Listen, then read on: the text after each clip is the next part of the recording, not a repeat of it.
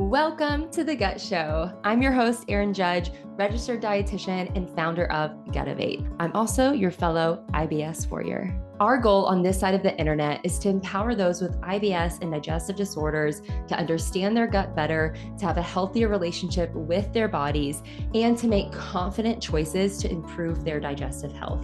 During this season, you can expect a conversation around a hot topic related to gut health, digestion, and IBS. As a disclaimer, I am a dietitian, but I am not your dietitian.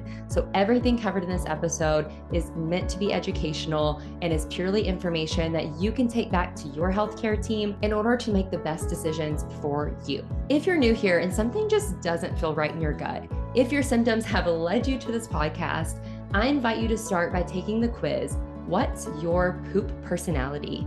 Your personality type will unveil what your symptoms may mean, what may be causing them, and what you can do about them. This is a free quiz and you can take it today at gutivate.com or find the direct link below in the show notes. While you're going to take the quiz, let's jump into today's episode.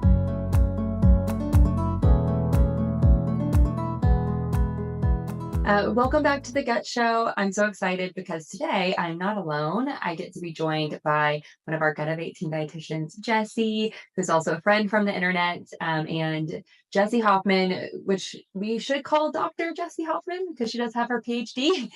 She is a professor, researcher, and a fantastic GI dietitian.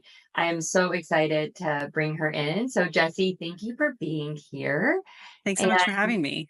Yeah, I'd love for you to share a little bit more about your background just to kind of set the stage as we're diving into this topic and, what got you into your love for research and digestive health. Yeah, so I happened into the field of gut health a little bit, I don't know, serendipitously, just because I got interested in nutrition towards the end of my undergrad degree, which is in biology. And I decided I wanted to go get my master's in nutrition because I got a little bit of exposure to research during my undergrad. And so I went and got my master's in nutrition doing research, really fell in love with it there. But that was around like 2013, dating myself, to like 2015. And that was when in the field of research, the gut microbiome was like very, very new. Like it was like the hot topic on the market, like before, like the public wasn't even really talking about like the gut microbiome quite yet.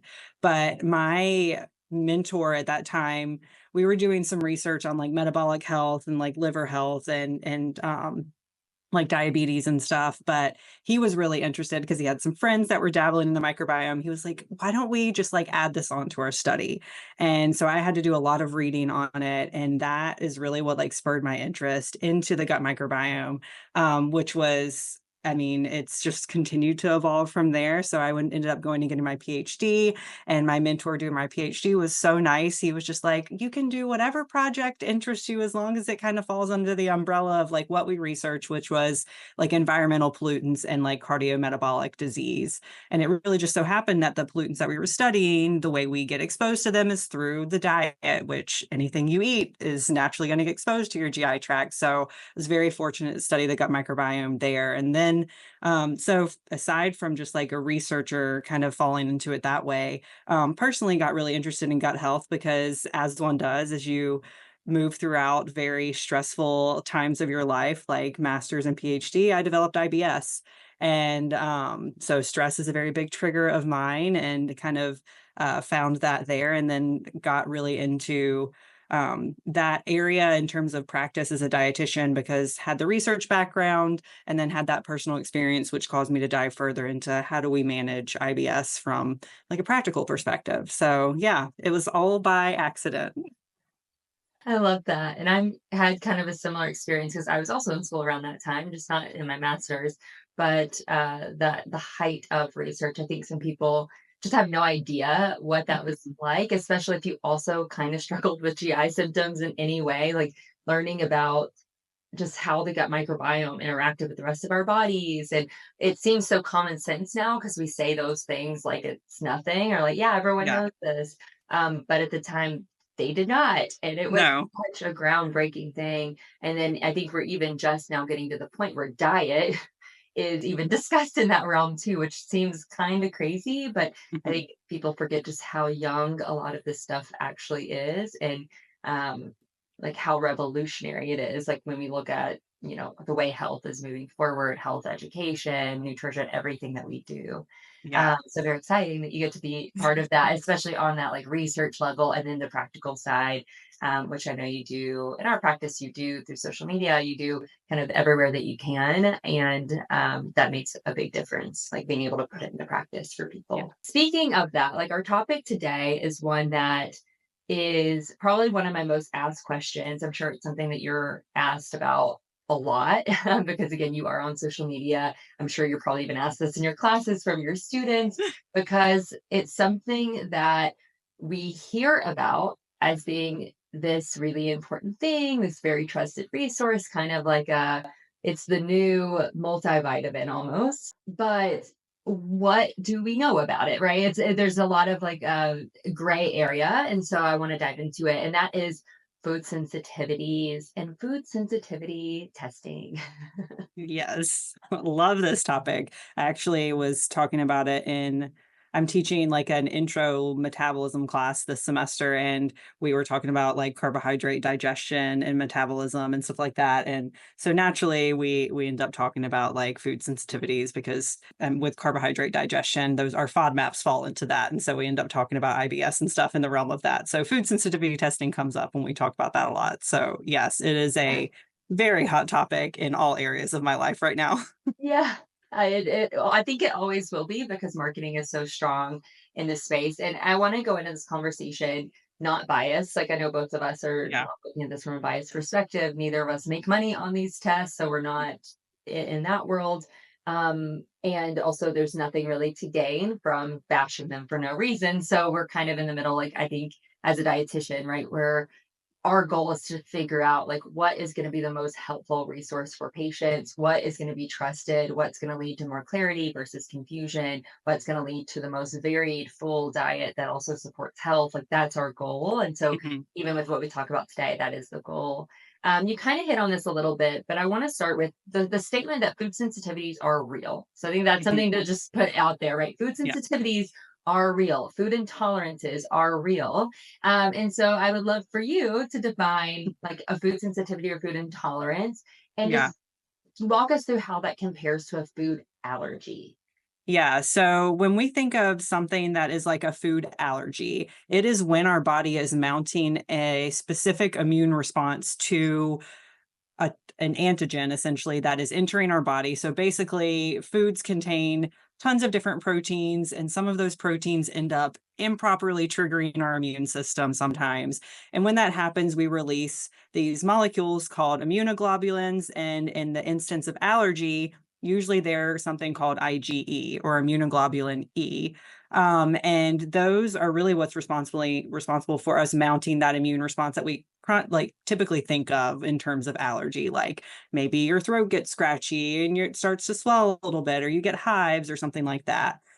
So allergies, like food allergies, are like clinically defined and able to be tested. And an allergist and immunologist will tell you like you can do different blood tests for them, but the best way to diagnose a true food allergy is oral like exposure in a safe setting where you have like an EpiPen or norepinephrine and stuff to mitigate that response.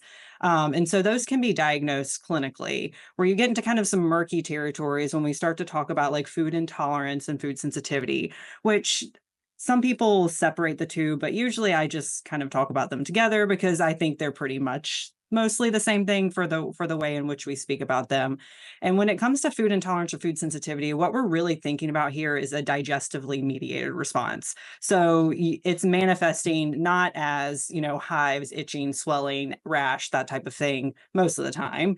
It's manifesting as usually a digestive response. And a lot of times when we think about like an intolerance, defining that, a lot of times the easiest way to think about this is individuals with lactose intolerance. So individuals that have lactose intolerance don't have enough or don't have at all this enzyme called lactase, which helps us digest lactose, which is the carbohydrate that we find or sugar that we find in milk products or dairy products. And essentially, when we are not able to digest and metabolize that because we lack that enzyme, it passes through the GI tract unabsorbed. And then anything that reaches the colon that's not absorbed by us, our microbes can have a heyday with it, which ends up causing gas, bloat, water will move into the intestine, diarrhea, all that kind of stuff.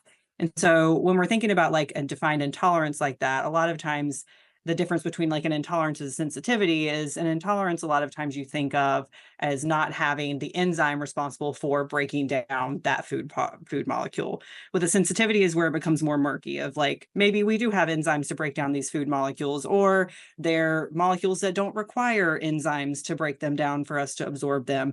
But a lot of times when we're thinking about food sensitivities, we're thinking from a practical symptomatic perspective of you're just mounting a adverse digestive response to that food.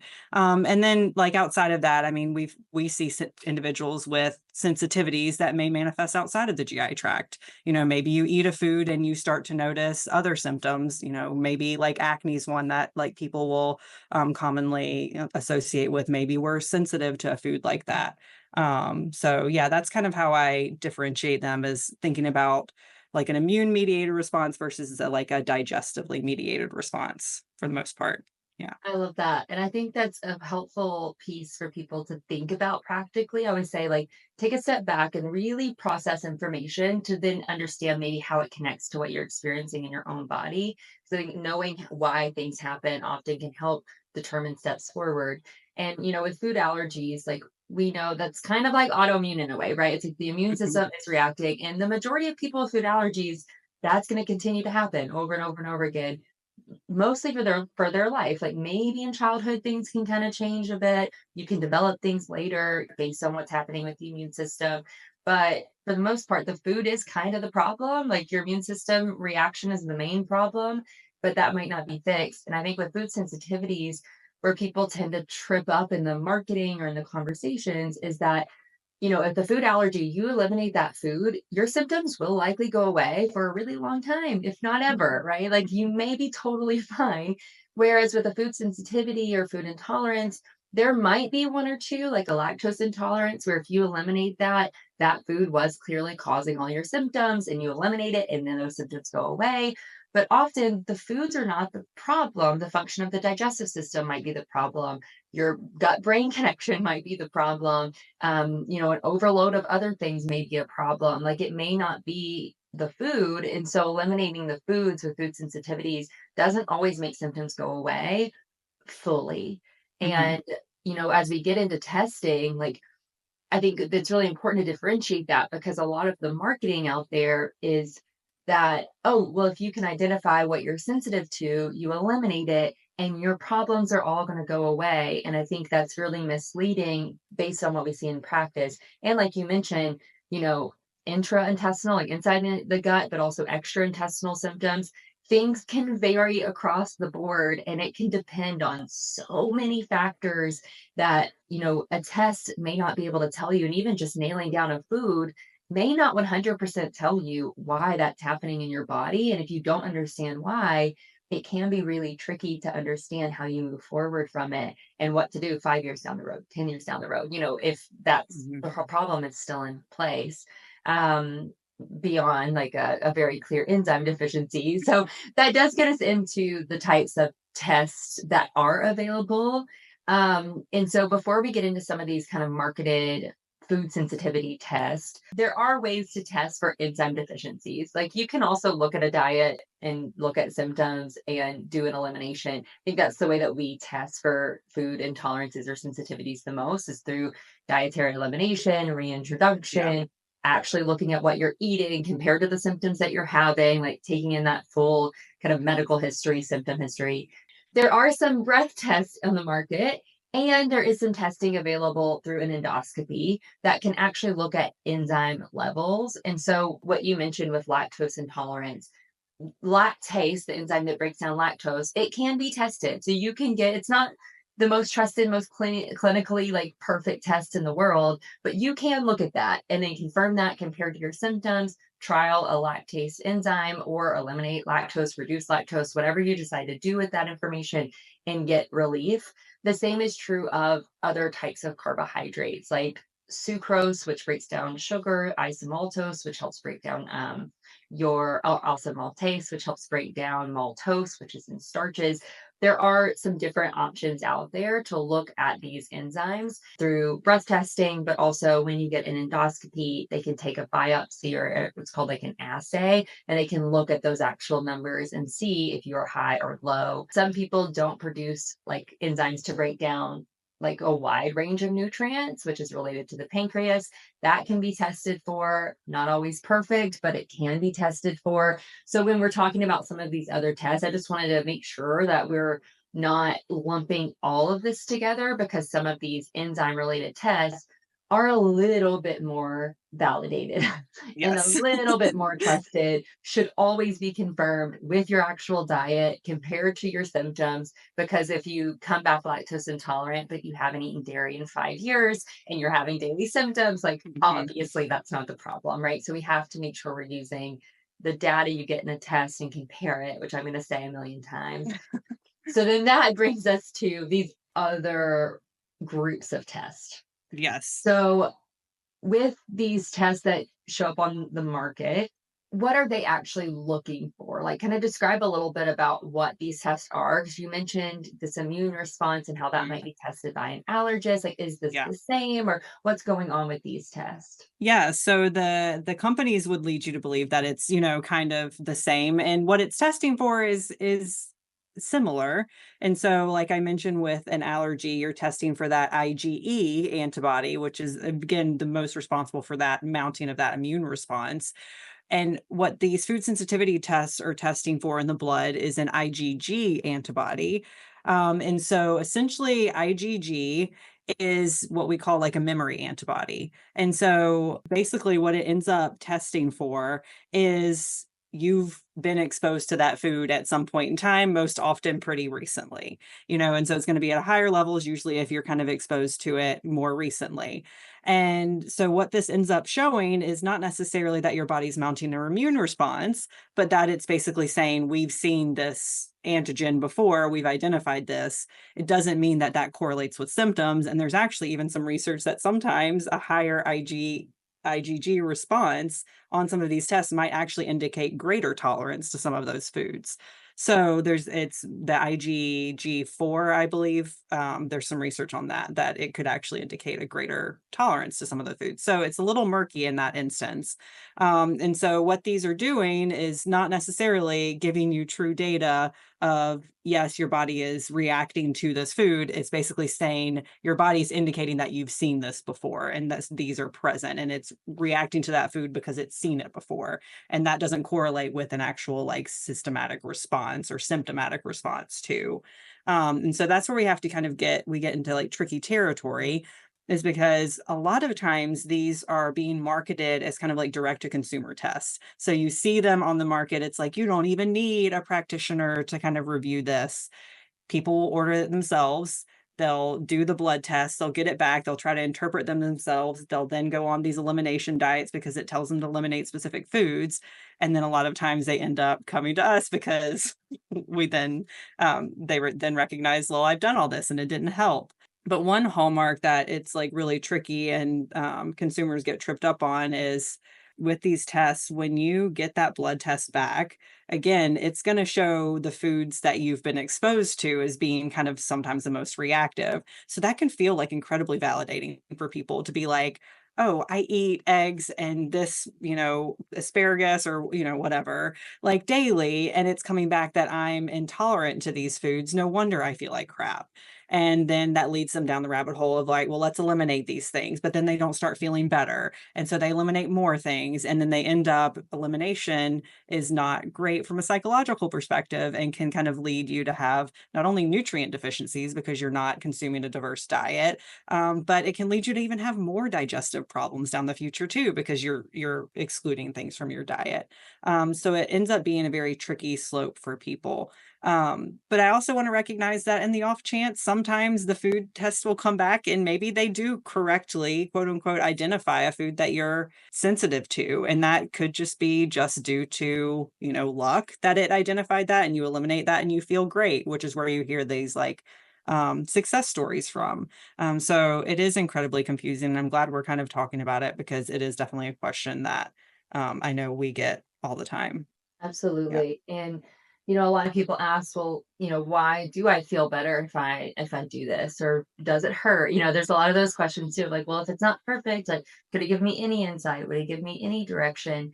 And then there are people who claim it worked for them. And I don't like to believe that those are lies. Like, I wouldn't think Hmm. the company, would be as successful as it is, like, completely based on lies. I just Hmm. don't think that that's going to be possible in longevity for all of these companies, and some of them are getting a ton of funding. They are, making a lot of money, because people are really desperate for answers, and some people are seeing great results. And as someone who's looked at these results, and you've looked at them too, right? Because patients bring them in. Sometimes the foods that are identified, either you're right, are like so broad that's like, well, if you eliminate all these, you might get lucky and one or two of them is Hmm. something that causes issues.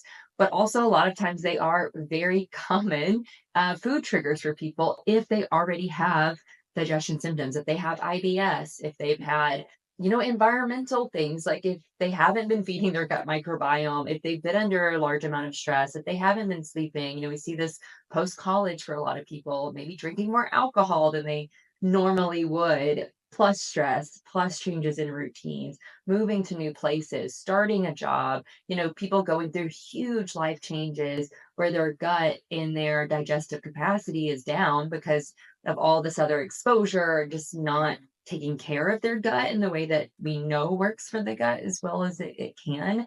And so then, of course, their digestive system is a little off. They're reacting to foods. And then these tests come back, and so many times you see, dairy listed, you see wheat listed, which we know can be a trigger for many people. We see certain fruits and vegetables that overlap with FODMAPs, which I'll put an article for like FODMAPs and the low FODMAP diet in the show notes if you're not familiar with that, because that's its own thing. But there's a lot there. Like, I think a lot of people, if they're navigating that on their own, like, can get very confused because there are some things in there that do kind of make sense.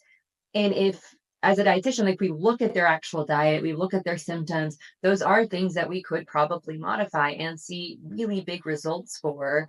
And so knowing that, it's like, well, then what's the harm? And so I'd love for you to talk a Hmm. little bit deeper about that, Yeah. because I think this is probably where our only bias does come in, is that I do believe that working with a dietitian is the best way, a GI dietitian, to find what is triggering symptoms, because we can bring that expertise in, ideally mitigate unnecessary restriction, help make sense of that elimination. There's a lot of hand holding involved. Like, I think that that's really valuable. That's just my job. So that makes sense.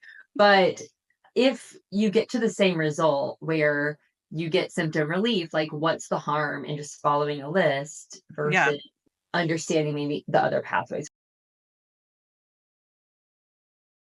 Are you listening to today's episode with the main thought being, what are the steps that I can take to get rid of my symptoms right now? While I hope that the information that we share in every episode of The Gut Show leaves you feeling more empowered and more confident in your body, it's not always going to solve your problem or give you a clear direction for your specific symptoms and your needs. The Master Method membership is an online program for the person with chronic digestive symptoms and IBS who wants step-by-step guidance to understand their body, address the drivers of IBS, reduce symptoms, and build resilience in your gut long term. This membership includes a step-by-step course and a dietitian-led community that teaches you how to holistically address each symptom and the IBS drivers, how to reduce symptoms more strategically and with confidence, and guidelines for better gut health long term, so that you're not only thinking about today, but you're also improving your outcomes in the future. It is time to ditch the symptoms and get your life back. The membership is your first step. You can learn more and enroll at ibsmastermethod.com and use the code GUTSHOW, GUTSHOW, GUTSHOW, for $25 off your enrollment fee. Now, let's get back to today's episode. And aside from just like the financial, like potential harm of like these tests can be pretty expensive, like, especially depending on which ones you go through. But one thing that I kind of want to bring up through, like, as we're talking about this is we're both dietitians. We obviously see the importance of food, but a lot of these tests have it's very much a reductionistic perspective of food is your problem, fix the food, fix the problem. And that ends up, I mean, working with individuals with IBS, it is a lot of times rare that it's just one specific food or a couple of foods that are your primary symptom. You eliminate them, you are 100% better, because we know our gut is way more complex than that. And so by taking that reductionistic standpoint, and we see it a lot, I mean, I see it even outside of GI, of just like the food is the problem, the, eliminate the food, fix the food, the problem's resolved. It ends up not being that straightforward, because humans are messy individuals, are like, we have to take psychology into perspective and all of these things. And especially with the gut, you have the gut brain axis. And so if you have stress as a form of kind of like a response for your gut too, we can't negate that, because you could eliminate foods that you're quote unquote sensitive to and get some relief from that. But then it's likely stress can be a trigger for you too, and that might not fully alleviate your symptoms. So that one thing is thinking about some of the harm with just doing some of these tests, is because they have that reductionistic viewpoint of, if you're just buying a direct to consumer test, it's not giving you feedback of like, oh, well, you should also check your stress levels, you should check hydration, you should check, movement, and all the things that we kind of check our box with when we work one-on-one with clients. And then I also take a perspective of, from a sense of harm of, I work a lot with individuals that have disordered eating or eating disorders. And a lot of times eating disorders and disordered eating habits are spurred on by diets that are restrictive. And so a lot of times you have the psychological or, underpinnings for developing a disordered eating or eating disorder. And it's like this one restrictive diet or thing that you go on is what kind of spurs that to develop. So I always worry about that too. And then also when you just do these outside of working one-on-one with the dietitian, there's things that you're missing. Like, there's definitely things that Aaron and I would mention to clients of like, oh, we should go get this blood work done, and different things of, and I'm not going to give specifics on the talk, just on the call, just because I don't want people to go like down rabbit holes. But like, there's different tests that they can do in terms of blood work that we would keep tabs on. And so I think my like problem with like a lot of these tests comes from not my fear that, or by disbelief in the science eventually getting to the point where we can test for some of these things, because I think we will get there, and I think that's incredibly exciting, and would be like great for people. I think it's just the fact that by focusing just on the food, you're missing so many other things that could be at play. And I think these are marketed towards like DIY kind of thing. And you don't have that objective view from an outsider perspective of us being able to kind of evaluate, is this food really causing you a symptom, or is there something else going on here? Absolutely. And I mean, you hit such a big point that I think we're starting to see other people talk about too. But I think as a consumer, when you're navigating all of this alone, like these two pieces can be really hard of identify food triggers, which is where these tests fit in, but also support the health of your gut, right? And I think that for a while it was all about eliminate, take the probiotic, you know, very basic information that was very much like get symptoms down, get symptoms down, get symptoms down. And we saw that kind of short-term relief, but long-term harm where people weren't eating enough fiber, which we know feeds the gut microbiome. They were fasting, really long periods of time. That was throwing off their circadian rhythms, and they weren't addressing stress. Like there were so many pieces that I think people were falling into, and we still see that. I think on the other side of the coin, we are starting to see a lot of education on, oh, well, you shouldn't be restricted. Like you should actually eat plants and a variety of plants. Your body may not tolerate fiber super well, and you may identify those foods as being problematic for you, like fruits, vegetables, and grains, but you also really need them. So add them into your diet. Your lifestyle does matter, reduce stress. And I think a lot of times consumers, even myself, I'm thinking to myself too, not just like that dietitians aren't immune to this, because we all are going to fall into this because we're seeing these messages all day, and you're being sold things all day about, that goes with these messages. And sometimes it can be really hard to hold two truths of, I have symptoms and I think that foods are causing them, right? I think that I'm having food reactions. So I want to figure that out. And maybe I take this test and now I'm eliminating food. I'm also being told that I need to support my gut microbiome and I need to eat all these other foods. But now this list of foods overlaps with the foods that I was told I can't have. And this is true of the low FODMAP diet. People get those lists. This is true of all these kind of gut health. There's a lot of diets out there, specific carbohydrate diet that people are following. There's just so many things that are just easily marketed that, hey, here's a food list, eliminate these things, whether it's tested for or not. But then there's also this information of all the things you should be doing, and they don't always overlap cleanly. And it leaves people feeling hopeless. It leaves people feeling like they're not going to ever get better because they can't somehow reconcile those two truths. And often people just tend to flip flop, where they focus on one and then they flip to the other, then they flip to the other. And then that just leaves them in a symptom cycle. And I think that sounds so obvious and people have experienced it, but I think we forget sometimes that having some support and kind of help to navigate those things makes a big difference. And even just yourself, taking a step back, like I mentioned at the beginning, instead of just being in it, which is so easy to do because you want to feel better, you're doing what's best for you, like you're really trying hard to like do what you need, but also taking a step back and looking at that full picture and asking yourself, okay, what does this mean down the road? Like, what's the path forward, not just this first step? Yeah. How do I bring these things together? Like, why am I doing this? Like, how does this, actually apply to my life and like what I need? And how do I feel about that deep down? If I really ask myself, what feels right, what feels good, what's adding value to my life, what's making me feel fulfilled, like all of those things are really important. And even if you are navigating it alone, taking that step back and looking at that can be really helpful. And as dietitians, our ultimate goal is to get you eating the most diverse diet possible. And that, like, when you get those results back from a food sensitivity test, again, like Aaron said, it's going to overlap with the like, well, you should eliminate this to support your gut, but you should also, include this to support your gut. And they don't work like synergize together. But there are ways that like a trained dietitian says, okay, well, we can't eat this type of fiber, but we might be able to eat this type and that's still going to support your gut. Or maybe we're sensitive to this prebiotic food, but maybe we won't react to this one. And so there's ways that we can fill the gaps and it can be incredibly freeing. And I talk to my clients a lot about this of avoid getting in the weeds in your own head about it. Like, let me take on that for you of identifying like what can we do kind of mix and match here, and like don't hyper focus on it because I want them to reduce stress as much as possible and not be like, I mean, it's you probably deal with it too, like clients so often are like fearful of trying a food because they're like, what if I have a response? Well, even that fear itself and like getting that anxiety around that food could even cause a response even if it's not food mediated.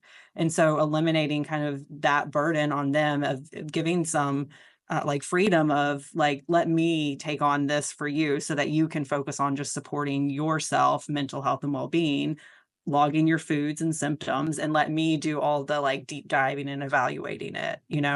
That can be incredibly helpful for people. Absolutely. Is that called like confirmation bias, right? If you're looking for Yeah. proof that something is true, sometimes it can be true for you. Hmm. And then like even with the test, like some people see results by eliminating something because in their head now they believe that that's true, Yep. and our bodies are incredible that sometimes what we believe can manifest in what we experience, which is, as a scientific person, makes no sense. Yeah. And there's It's a just reason that we like in science, the placebo effect is real. Like sometimes you'll so take a real. supplement that you think is going to help. And even if there's no scientific basis for it to help, maybe you all of a sudden feel better. Same thing with like eliminating a food. Maybe there's no like true sensitivity going on there, but mentally there's something going on. And just having that kind of reduce that burden and maybe have a better response to that.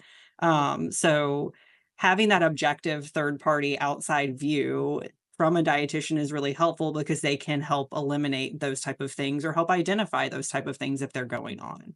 And so, yeah, we're always teamwork with a dietitian. Yeah, that is our biggest bias. Yeah, It that's doesn't out. have to be us. I'll say that. It doesn't always have to be us. Like, I think Just we're work with a great, dietitian. Yeah. but there are lots of resources out there. And so, there are options. I always like to say that. And it's good to find somebody and, an approach that feels connected to you. We talked a lot about how that's probably the better approach, right? If Yeah. you're deciding the path to take, like, do you buy a food sensitivity test? Or like, how do you go about kind of figuring out what's going on? Like, likely the other approach is a better approach of like getting support, like put all the pieces together. Don't isolate just these, food reactions that may or may not be happening, but try to look at the whole picture, ideally with guidance from someone that knows how that fits together. But what do we say to someone who has done this? Because Mhm. the reality is that, people get ads for these tests every single day. And sometimes it does feel like the best option and you do it. And you might have just taken the test and you're waiting on your results. Maybe Mhm. you, ordered the test and it's here. You already paid for it. What do you do with it? Maybe you've taken the test a year ago and you went through that elimination and you are feeling maybe a little embarrassed because you're not feeling better, or you don't know what to do with it, or maybe you did feel better and now you're Yeah. like, well, what the heck? Like, do I go backwards? Like, what do I do? So Yeah. speaking to those people, right, Yeah. who you already have it. You've taken the test. You're going to take the test because you already paid for it. If that patient came to you in practice, what would you say to them? But also, how do you work through those results and like kind of moving out of restriction and getting clarity from even those results? Yeah. Well, you never there should be no shame in purchasing these things, because what were you seeking for? You are seeking to better your health.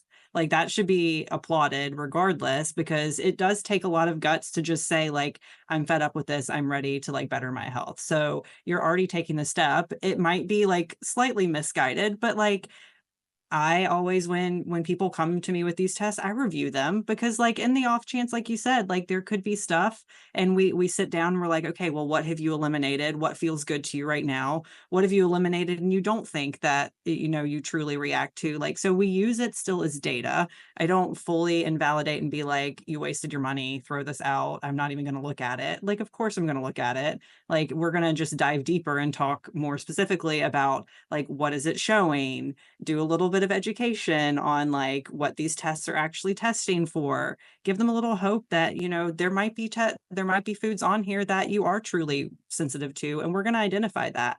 So I always just encourage, like, I tell people like, it's a piece of data, and just again, just like encourage them that like they were doing the right thing with the you can only do you're doing the best with the information that you have. And by like purchasing a test and doing it, you're showing that you care about your health and you're making those first steps. And that should be applauded.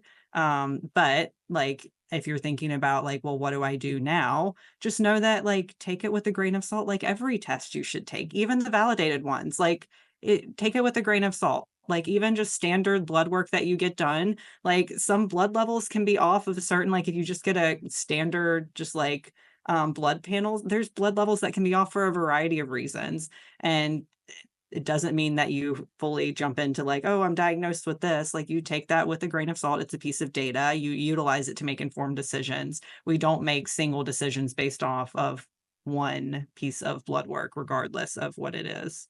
Yeah, I love that. And I agree. If a practitioner just tells you like that was a waste of your time and money, like it's not helpful, like I'm not going to look at it, like that can sometimes be a red flag. Like any information you have from a validated test, a non-validated test, research you did on your own, an Instagram post that connected to you, like, while I can't say that you should follow those things through and like take them as gold or like 100% truth, like even science is not 100% truth, like it can change. It's important to present that data, and as a practitioner, it's really helpful to take all the data points and compare them with history, test them out, like actually look at what's going on, like understand how you feel about it, and what, everything that you just said, Jesse, like that's so important. And I think sometimes patients are afraid to communicate those things to their providers if it worked, but also if it Mm. didn't work, because they Yeah. don't want to create tension, and that should never happen. Like anything that you do, and you explore, like, should only open a pathway towards like more clarity, more knowledge, like more Yep. teamwork. Healthcare is meant to be a team, and Yep. you are part of that team. You are the The most central important part of part. that team. Yeah. And you make your decisions. Like, if you want to buy a test, great. Like, that's your decision to make, and getting all the information you need to make that decision confidently is your only job. And then, following up on it, like, you can determine how you do that. And that's Yep. really important. And if we lose that autonomy, I think that's where we see the divide that we have in health and medicine right now. So we don't want Yeah. to create more divide as much as possible. And that brings up like another kind of important point that we just want to like make sure we hit home is like you and I, when meeting with clients, we will never tell you that just because the science doesn't support something doesn't mean it isn't true for you. Because science is slow. It like research does not prove anything, like everything. Humans are messy. Like we have individualized responses. If someone comes to me and said, I did X, Y, and Z, and in my brain, I'm like, science has kind of debunked that, but it works for you, go for it. Like if it's like this is where dietitians or your medical providers should come in and say like, is this harmful to continue to do? Like what's the like pros, cons, cost, benefit, like that type of thing. And like risk reduction, like is this truly harmful or is this something we can safely do if it's working for you? And so having a practitioner provider that's just not gonna invalidate what's true for you. And I think we hear that a lot of people feeling invalidated by different medical providers. Just know that like humans are so messy and everyone responds differently to everything. And there's no one single truth and everyone responds the same. And so I will never invalidate like the what someone is struggling with just because the science doesn't necessarily support it. Yeah. Absolutely. Yeah, and that's the knowledge, right? Is you take what you can, and those extremes are hardly ever true. And that kind of goes back to the marketing too, of even some of these things. Like, if something is marketed, I think this is something that sounds so common sense, but also we're just fed these things all day that we forget about it. But if something is so black and white, especially when it comes to health, but really anything, if something's marketed to you as like, this is the only solution, this is the one answer, we promise that this is going to make all your problems better, that's not true. And that's marketing, because even the best science we have is not true for everyone, because not every single person is studied. And truly, when we look at the gut research, we've only scratched the surface, and that surface only tells us that every individual person, their genes, what genes are turned on and off, their specific makeup of microbes, how those were formed, how those interact with like their hormones, like Your there's microbial so genetic material, like trillions of them times genes too, like, yeah, wild, and yeah, every single person is likely completely different.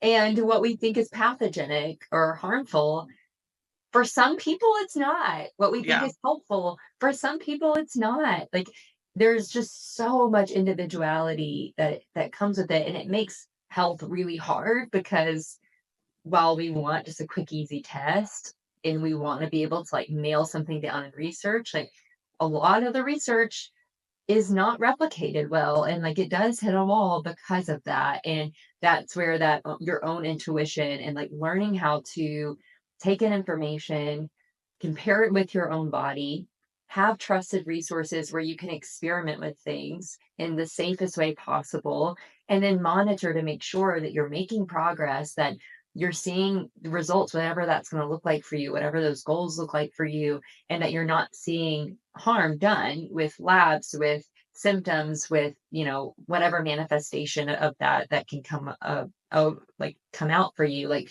that's the kind of stuff that you want to monitor, not just this black and white, am I 100% better or am I not, but figuring out, okay, is this truly working for my body, and is it working for my mental health, is it working for my social health? Like, kind of taking in the whole picture is so important, and much easier said than done. I would say, even as a practitioner, this is really hard to do, um, and is not done perfectly. Like you mentioned, it's messy, and sometimes it works well, sometimes it doesn't, sometimes we go back to the drawing board, but that's part of it. And yeah, that's where a lot of people see that freedom and those results that they want, and find that confidence in themselves. And if anything leads you to more confusion, more chaos, less confidence, like, it's probably not the solution, or there's something missing in the why or the application of it, that you may need, which is a good.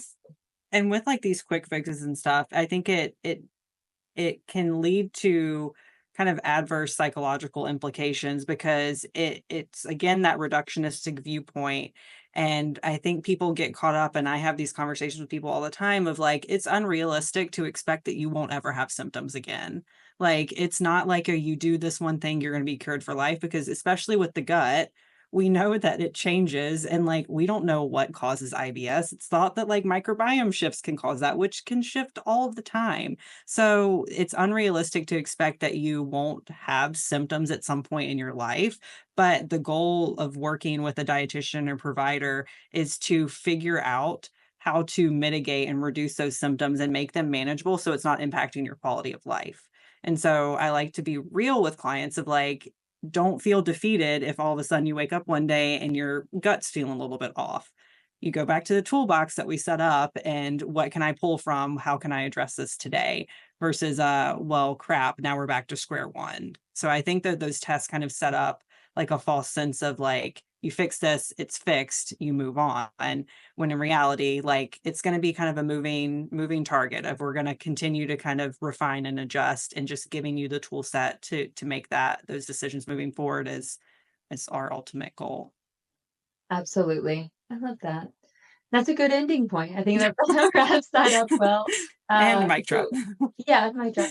I hope that was a helpful conversation. I know a lot of times we want like all the specific data on like this test is proven to do this or whatever it may be. And honestly, that doesn't exist right now. And so I hope that this at least helped fill in some of those gaps. And more than anything, instead of giving you an answer of do you buy a test, do you not, is it reliable, is it not, but more so some things to think through, and maybe instead tools to approach a lot of topics in this area, anything on the market that is something that you're considering or not for yourself. Like, I hope that you have some more tools for navigating that. So thank you for tuning in, Jessie. Thank you. Thanks for I will inviting me. put yeah, I will put Jessie's social handle also in the show notes. So if you want to share a big takeaway, I always love hearing that. If something stood out to you, if it was meaningful to you, you can message or share it in a comment, like post it in a story, like, and then tag us, just so that we can kind of see that and continue that conversation with you. It can make such a big difference. So all that will be in the show notes, as well as some other resources for you. And hope to see you in the next episode.